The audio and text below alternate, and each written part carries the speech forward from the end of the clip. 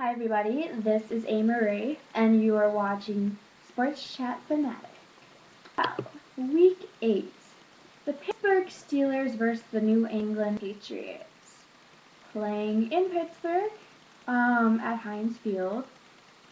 It was interesting. The week prior to this game, it was pretty hard for a Steelers fan living in New England because I had to listen to a whole lot of smack talk.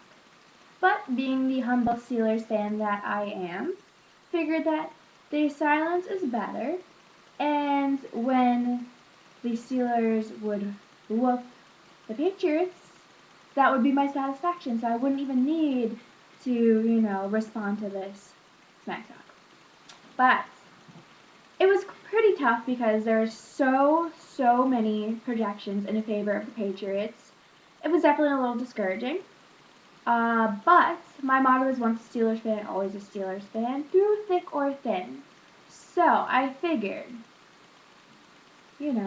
always hope for the best, plan for the worst, and I was pretty confident in the Steelers' ability to beat the Patriots. And once again, the Pittsburgh Steelers prevailed and showed the league who is boss.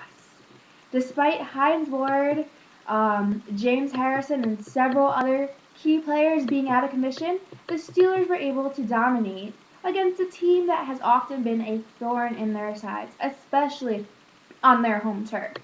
The Patriots remained scoreless the entire first quarter, and the Steelers went on to score a touchdown within the first drive. The Pittsburgh Steelers had possession of the ball for more than half of the game, and kept Brady's highly ranked and talked about offense off the grid. Big Ben threw for 365 yards with 36 completions and 2 touchdowns. Now let us compare teams. Brady, he threw for 198 yards, which is a season low for him, with 24 completions and 2 touchdowns, and Brady was only able to convert 3 of 10. The two top rushers for the Steelers were Mendenhall and Moore, with a total of 86 rushing yards. Falk and Green Ellis of the Patriots combined rushing yards totaled only 41 yards.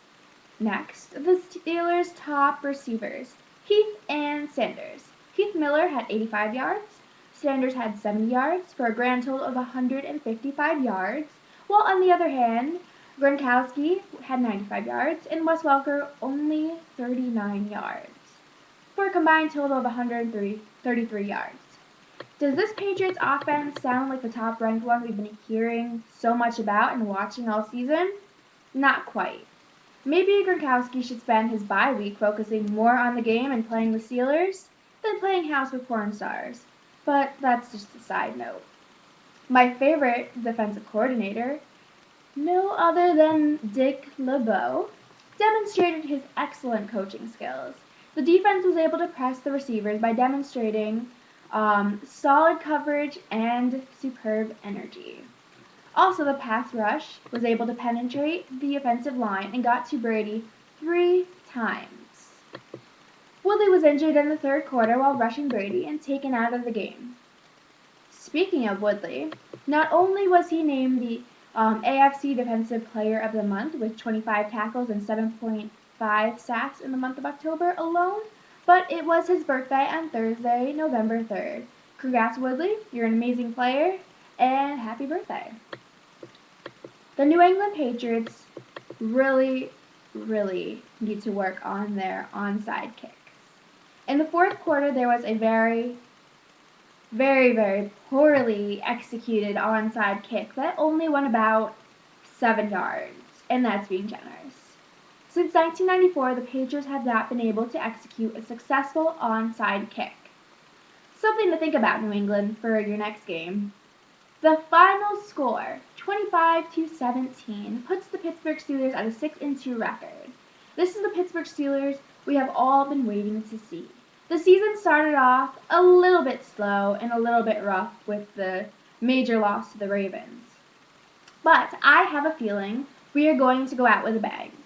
I think that the people who were dismissing and ragging on the Steelers are going to start eating their words because this team looked anything but old and worn. They may be veterans, but they also have some energy and some game fire in them. And look how well they played against one of the top offenses in the league. Well, that is all for now. This is A. Marie. You are watching Sports Chat Fanatic. Please check out my friends, Pure Gold at PG. Let me see what their website is. The website is puregoldpg.com. Great guys, check out their show. They're supporters of me, so check out them and support them. Follow me at Twitter, on Twitter, at AMarieSCF. Add me on Facebook, A. Marie Sports Chat. And everybody enjoy your week. And I will see you all very, very soon. Oh, and check out my logo on Facebook.